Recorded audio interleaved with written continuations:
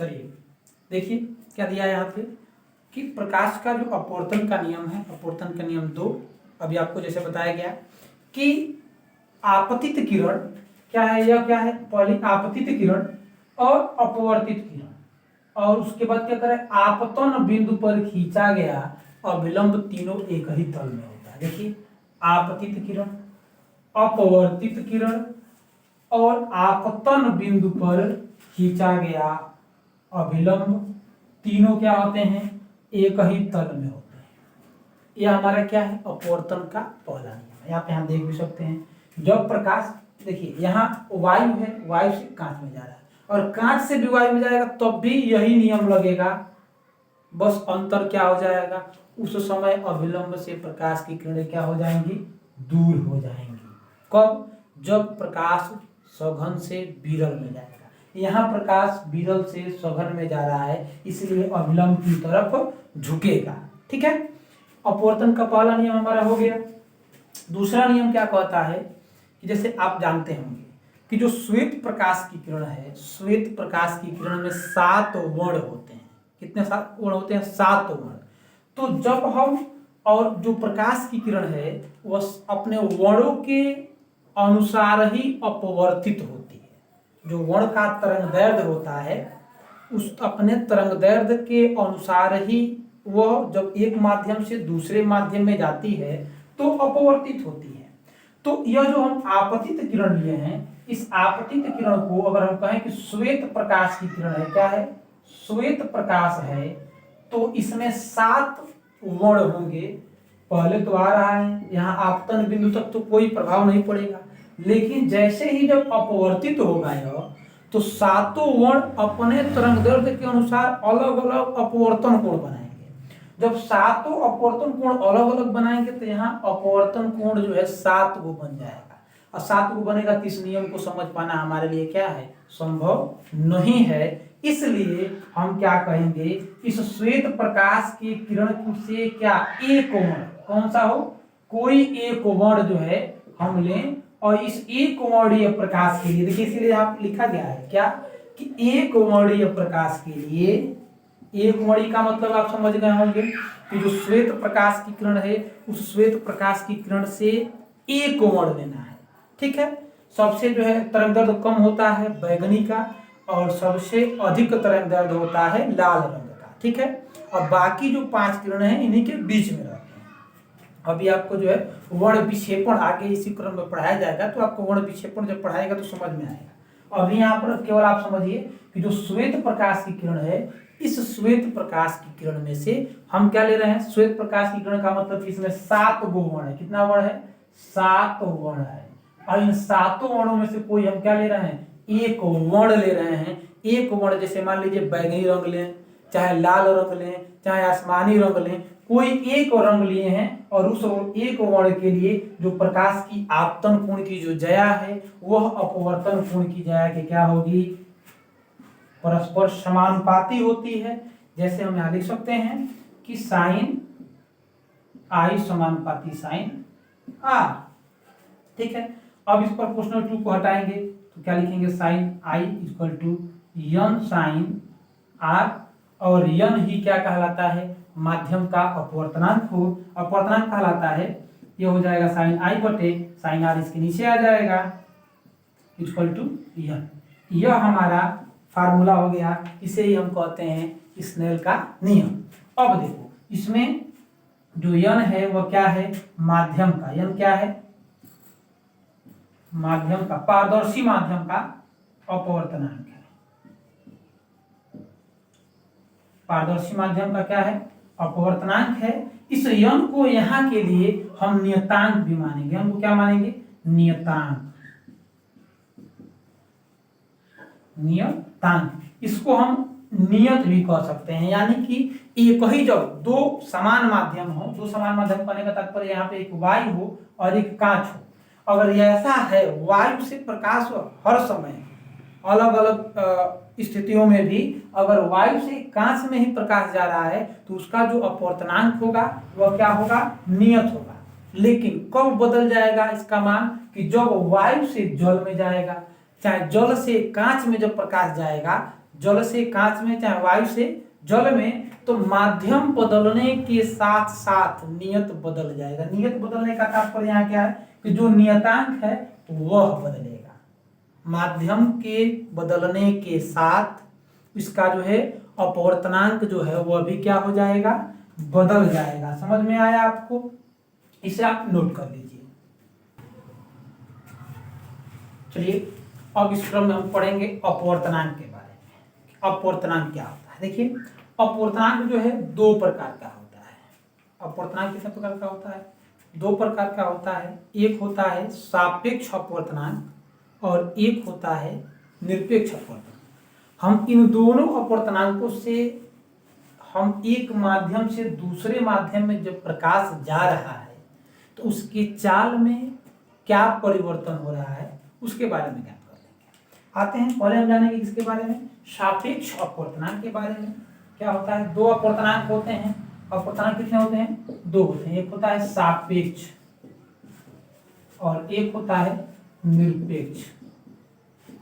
ठीक है, तो सापेक्ष अपवर्तनांक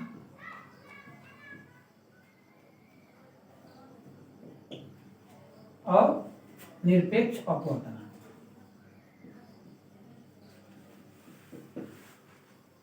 ठीक है, तो हम पहले किसके बारे में जानेंगे? सापेक्ष अपवर्तनांक के बारे में, कि सापेक्ष अपवर्तनांक होता क्या है। देखिए क्या करना है, ठीक है। हाँ, देखिए क्या करेंगे हम, अब जो है अपवर्तनांक क्या है, सापेक्ष अपवर्तनांक और निरपेक्ष अपवर्तनांक। हम क्या करेंगे, पहले पढ़ेंगे सापेक्ष अपवर्तनांक के बारे में। तो जो सापेक्ष अपवर्तनांक है वह क्या करता है कि पहले माध्यम से दूसरे माध्यम, यह कौन सा माध्यम है, मान लीजिए वायु ली है तो वायु को हम इधर दिखा देते हैं पहला और इसको दिखा देते हैं क्या, दूसरा। ठीक है, तो जब प्रकाश, अभी हम आपने पढ़ा कि जो है यन बराबर साइन आई बटे साइन आर।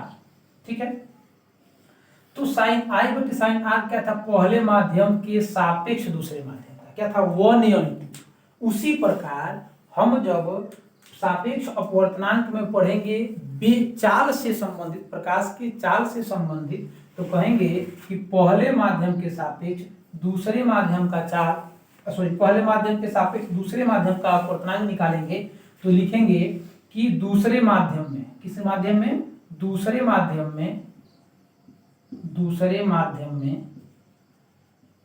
में प्रकाश की चाल, प्रकाश की चाल बटे क्या हो जाएगा, पहले माध्यम में प्रकाश की चाल, पहले माध्यम में प्रकाश की चाल। यह हमारा क्या है, सापेक्ष के लिए है कि 1:2 बराबर क्या है, 1:2। 1:2 कहने का तात्पर्य क्या है कि हम यहां से देखेंगे जो, तो प्रकाश कहां से आ रहा है, वायु से आ रहा है। वायु से किस में आ रहा है, कांच में आ रहा है।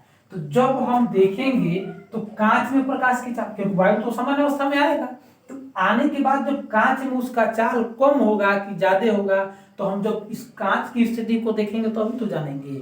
तो यहाँ क्या है, तो हम लिखेंगे क्या, दूसरे माध्यम। देखिए इसीलिए कहा गया पहले माध्यम के सापेक्ष दूसरे माध्यम का, तो क्या हो जाएगा, दूसरे माध्यम में प्रकाश की चाल बटे पहले माध्यम में प्रकाश की चाल। यदि मान लेते हैं कि पहले माध्यम में प्रकाश की चाल v1 हो और दूसरे माध्यम में प्रकाश की चाल क्या हो जाए, v2 हो जाए, तो यहाँ क्या हो जाएगा, 1:2 बराबर v2/v1। ठीक है, यह हो गया हमारा क्या, सापेक्ष अपवर्तनांक। ठीक है, अब इसी क्रम में अभी आपको बताया गया है कि एक होता है निरपेक्ष अपवर्तनांक। निरपेक्ष अपवर्तनांक में क्या होगा कि निरपेक्ष अपवर्तनांक में क्या होगा, निरपेक्ष अपवर्तनांक में हो जाएगा कि इसमें निरपेक्ष का मतलब होता है कि जो यहाँ आप देख रहे हैं दो माध्यम, एक माध्यम वायु और एक माध्यम कांच, तो निरपेक्ष में एक माध्यम खाली होता है। खाली होने का तात्पर्य क्या है कि निर्वात होता है। यहाँ क्या है, यहाँ हम इसको निर्वात मानेंगे। इस क्या मानेंगे, इसको हम यहाँ पर इसे हम निर्वात मानेंगे। पहले माध्यम को, जो पहला माध्यम है वो क्या है, निर्वात। ठीक है, तो निर्वात के सापेक्ष किसी माध्यम का जो अपवर्तनांक होता है वह क्या कहलाता है? निरपेक्ष अपवर्तनांक। निर्वात के सापेक्ष किसी माध्यम का अपवर्तनांक निरपेक्ष अपवर्तनांक कहलाता है। और इस निर्वात को हम किसी चीज से व्यक्त नहीं कर सकते हैं, उसको हम खाली मानेंगे। तो खाली मानेंगे तो यन यह हो जाएगा हमारा क्या? दूसरा माध्यम क्या है हमारा? कांच है यानी ग्लास है। तो इसको ज्ञात करने के लिए हम क्या करेंगे? कह देंगे यन टू कहने का तात्पर्य क्या है? दूसरे माध्यम का हम निकाल रहे हैं। पहला माध्यम तो हमारा क्या है? निर्वात, यानी खाली कुछ है ही नहीं है। तो हम कहेंगे यन2 बराबर क्या? यन2 बराबर कहेंगे निर्वात में प्रकाश की चाल। क्या कहेंगे? निर्वात में प्रकाश की चाल बटे क्या हो जाएगा? माध्यम में प्रकाश की चाल। माध्यम में प्रकाश की चाल। अब देखिए, आप जानते भी होंगे, नहीं जानते हैं तो आज जान लेंगे कि निर्वात में जो प्रकाश की चाल होती है उसको स्मॉल सी से प्रदर्शित किया जाता है। क्या किया जाता है? स्मॉल सी से। यानी कि यन2 बराबर क्या हो जाएगा? यन2 बराबर क्या हो जाएगा? निर्वात में प्रकाश की चाल मतलब सी, और माध्यम में प्रकाश की चाल को हम क्या कह सकते हैं? भी। क्या कह सकते हैं? भी। कब के लिए? कि जब यह निर्वात और कांच हो। ठीक है, निर्वात और कांच हो।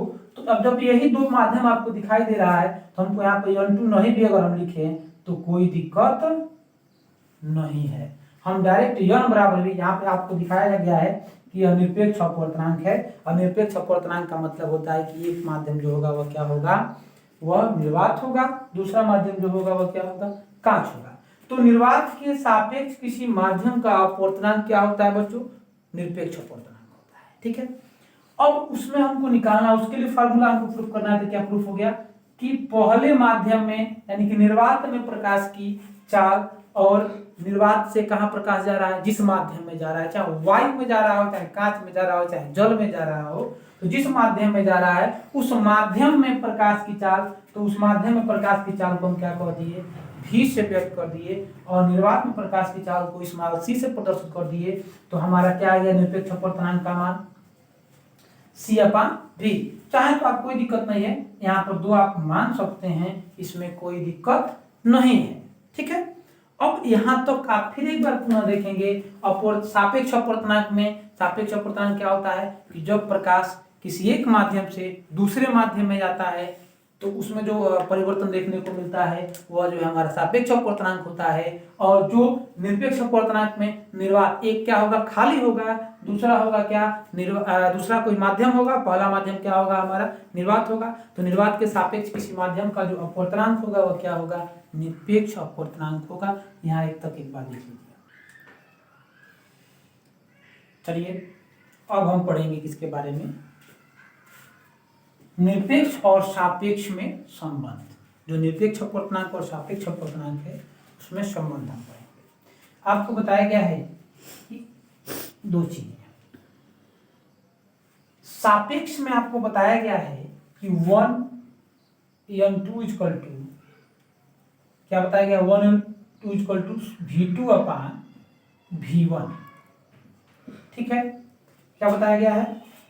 1n2 इक्वल टू V1 पहले माध्यम के सापेक्ष दूसरे माध्यम का अपवर्तनांक बराबर क्या बताया गया है? V2, दूसरे माध्यम में प्रकाश की चाल बटे पहले माध्यम में प्रकाश की चाल। ठीक है, तो उसमें जो है, हाँ देखेंगे हम यहाँ क्या है कि यह जो सापेक्ष अपवर्तनांक का था, सापेक्ष अपवर्तनांक, सापेक्ष में क्या था कि पहले माध्यम, यह माध्यम 1 था और यह माध्यम क्या था? 2 था।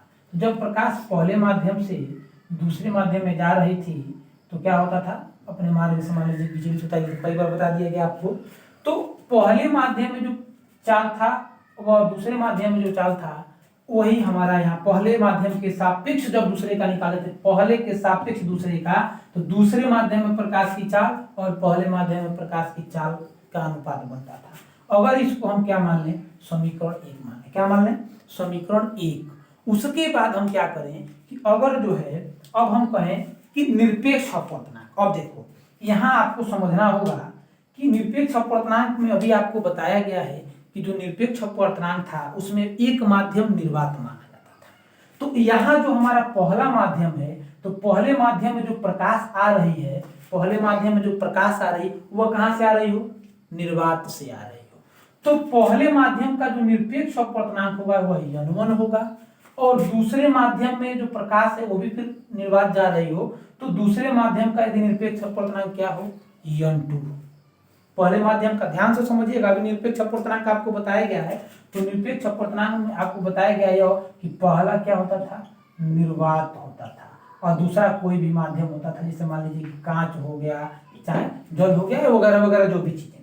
तो यहाँ उसी प्रकार है कि यहाँ तो दोनों माध्यम कोई ना कोई दिया हुआ है, और पहले माध्यम में प्रकाश कहाँ से आ रहा है, निर्वात से आ रहा है, और फिर पहले माध्यम से दूसरे माध्यम में जा रहा है, और दूसरे माध्यम से फिर कहाँ जा रहा हो, निर्वात में जा रहा हो। मतलब हमारे कहने का क्या है कि पहले माध्यम का जो निरपेक्ष अपवर्तनांक है वह क्या है, निरपेक्ष अपवर्तनांक वह है n1, और दूसरे माध्यम का जो निरपेक्ष अपवर्तनांक है, दूसरे माध्यम का जो निरपेक्ष अपवर्तनांक है वह क्या है,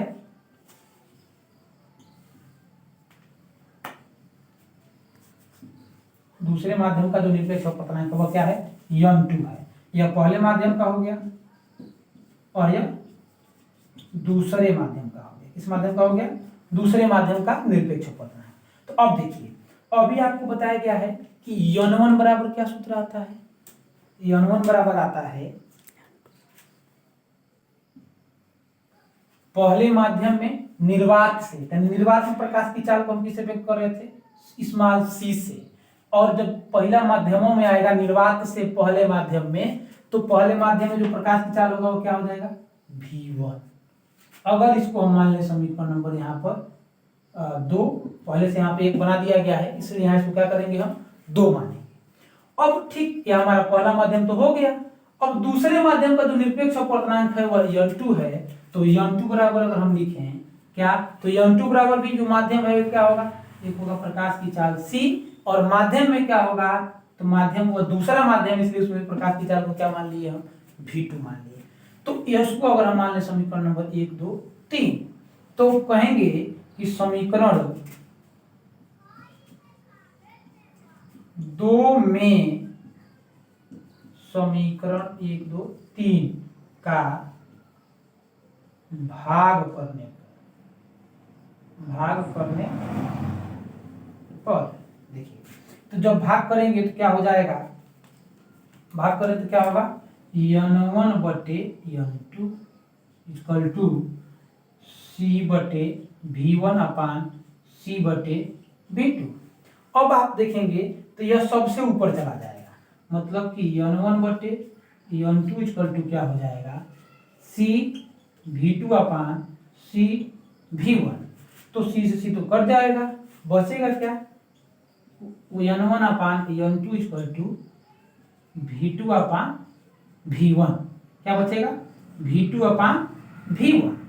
अब यहाँ देखिए, इसीलिए सबसे पहले एक समीकरण बनाया गया है यहाँ पर 1n2 बराबर 1n2, यानी पहले माध्यम के सापेक्ष दूसरे माध्यम का अपवर्तनांक, मतलब दूसरे माध्यम में प्रकाश की चाल बटे माध्यम एक में प्रकाश की चाल। वही बात देखिए यहाँ आ गया है v2 अपान v1, यानी कि हम इसमें यह लिख सकते हैं क्या, कि अगर इसको भी समीकरण नंबर हम बना लेते हैं क्या, 4, तो कहेंगे क्या, समीकरण 1 और 4 से, समीकरण